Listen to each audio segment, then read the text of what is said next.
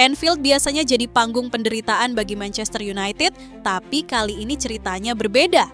Maguire yang sering jadi bahan sorotan justru berubah jadi pahlawan. United bukan hanya mencuri 3 poin, tapi juga mencuri cerita. Cerita yang membuat publik mulai bertanya-tanya, apakah era Ruben Amorim perlahan menemukan bentuknya? Liverpool jelas tak menduga skenario ini. Dari stadion yang biasanya jadi neraka bagi tim tamu, kini mereka harus menelan kekecewaan di depan pendukung sendiri. Apakah hasil ini sekadar anomali dalam rivalitas panjang kedua tim, atau justru titik balik yang bisa mengubah arah musim Manchester United?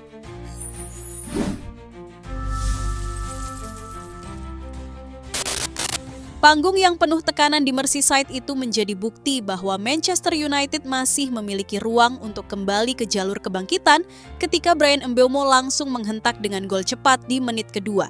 Anfield yang biasanya jadi benteng kokoh mendadak senyap, sementara Setan Merah tampil dengan rasa percaya diri yang jarang terlihat.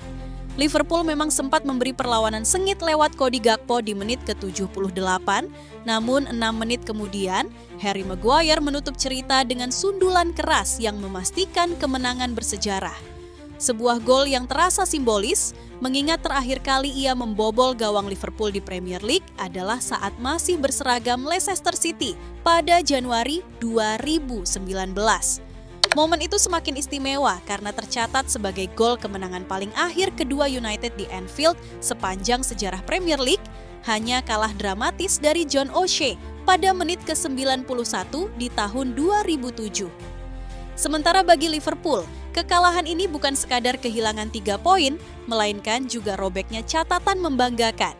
3 kali kalah beruntun di Premier League dan untuk pertama kalinya tumbang di Anfield setelah lebih dari 400 hari. Bagi Ruben Amorim, kemenangan ini adalah cermin stabilitas yang mulai tumbuh di tubuh United. Bukan lagi tim yang goyah dalam tekanan, tapi kesebelasan yang bisa tenang mengatur ritme, disiplin menghadapi badai serangan, dan tetap tajam saat peluang datang. Inilah bukti bahwa proyek Amorim bukan sekadar janji, melainkan proses nyata yang perlahan membentuk identitas baru Setan Merah. Namun, seperti diingatkan Bruno Fernandes, kemenangan besar di Anfield tidak boleh hanya jadi kenangan indah yang terulang sesekali. Stabilitas yang dibawa Amorim harus menjelma menjadi konsistensi, baik saat melawan rival besar maupun tim papan tengah. Jika jalur ini terus dijaga, bukan tidak mungkin malam di Anfield akan dikenang sebagai titik balik saat United benar-benar kembali, bukan hanya untuk dilihat, tapi untuk ditakuti lagi. Manchester United kini masih tertahan di peringkat ke-9 klasemen Premier League dengan koleksi 13 poin. Posisi mereka bahkan masih kalah selisih gol dari Crystal Palace yang nyaman duduk di urutan ke-8. Situasi ini jelas jadi pengingat bahwa meski kemenangan di Anfield terasa manis, jalan panjang untuk kembali ke papan atas masih menunggu di depan mata.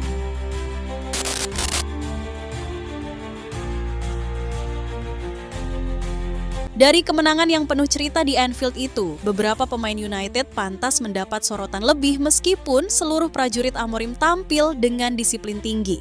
Sulit dipercaya, tapi ini baru laga kedua bagi Lamens, sekaligus debut tandangnya bersama Setan Merah. Di bawah tekanan Anfield, kiper muda itu justru menularkan rasa percaya diri kepada lini belakangnya.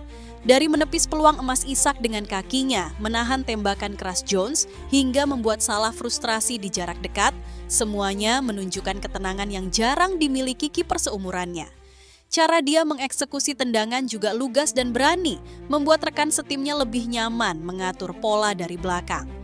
Di jantung pertahanan, Harry Maguire benar-benar menjelma jadi sosok tangguh. Dia selalu siap menempatkan kepalanya di depan setiap bola, membaca arah bahaya dengan cepat, dan tampil sebagai tembok penghalang yang sulit ditembus. Namun, penampilan apik itu mencapai puncaknya ketika ia menanduk bola kemenangan di menit ke-84. Gol yang bukan hanya menentukan, tapi juga mengakhiri penantian 10 tahun United untuk meraih kemenangan di Anfield. Dari bahan kritik menjadi pahlawan, malam itu Anfield jadi saksi transformasi Maguire. Sementara itu, performa kembali gemilang juga ditunjukkan oleh Amad Diallo. Setelah awal musim yang cukup sulit, ia seakan menemukan kembali sentuhannya. Umpan lambungnya ke arah Mbeumo membuka jalan lahirnya gol cepat dan nyaris mencatatkan assist kedua andai peluang Fernandes bisa dikonversi dengan sempurna. Tekanan konstan yang ia berikan membuat Kerkez tak punya banyak ruang menyerang, bahkan dipaksa bertahan hampir sepanjang pertandingan. Meski akhirnya ditarik keluar usai mendapat kartu kuning, kontribusinya sudah terpatri jelas dalam jalannya laga. Di lini tengah, Bruno Fernandes tampil seperti motor yang tak pernah padam. Ia terlibat langsung dalam terciptanya 2 gol United. Umpannya kepada Amat membuka jalan bagi gol pembuka Mbeumo, dan meski tendangannya hanya membentur tiang, Fernandes menebusnya dengan cara lain. Salah satunya lewat pressing berani yang membuat Isak kehilangan bola di kotak penalti, situasi yang berujung pada gol kemenangan Maguire. Bruno bukan hanya kapten, tapi juga penghubung energi bagi rekan-rekannya. Lini depan pun tak kalah memberikan warna. Keputusan Amorim memainkan Matheus Cunha sebagai false nine sempat mengejutkan, tapi perannya sangat vital untuk menghubungkan permainan meski tanpa banyak peluang bersih. Di sisi lain, Bryan Mbeumo menjadi simbol semangat United malam itu. Gol cepatnya di menit kedua menyalakan api pertandingan, ditambah kerja keras tanpa lelah dalam menekan lawan membuatnya jadi mimpi buruk bagi pertahanan Liverpool.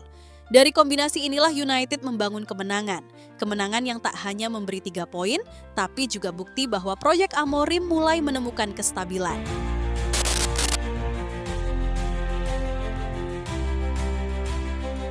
Melanjutkan dari sorotan individu sebelumnya, mari kita lihat lebih dalam bagaimana Ruben Amorim masih bersikukuh pada skema 3-4-3 atau 4-2-1 yang fleksibel dan kini mulai merasakan kestabilannya. Dengan sosok-sosok yang tadi disebut memainkan peran kunci, Amorim datang dengan filosofi yang sangat jelas. 3 bek tengah dengan 2 wingback yang naik turun, 2 gelandang yang bisa membantu transisi, dan 3 penyerang yang bisa berganti posisi. Di laga besar seperti di Anfield itu, formasi ini terlihat mulai menemukan ritme. Bek tengah seperti Harry Maguire tak sekadar bertahan, ia juga terlibat dalam build-up dan pressing, serta menjadi ujung tombak sundulan penentu kemenangan, menunjukkan bahwa ide Amorim bukan sekadar defensif, tapi punya daya serang. Wingback dan sayap juga mulai paham perannya, mereka harus membuka lebar lapangan, memberi opsi umpan, lalu ikut menekan ketika kehilangan bola. Gelandang seperti Bruno Fernandes dalam beberapa kesempatan mulai muncul dari sisi sayap atau dari drop deeper untuk membantu transisi serangan. Meskipun analis mencatat bahwa peran Bruno dalam skema 3-4-3 masih dalam fase adaptasi.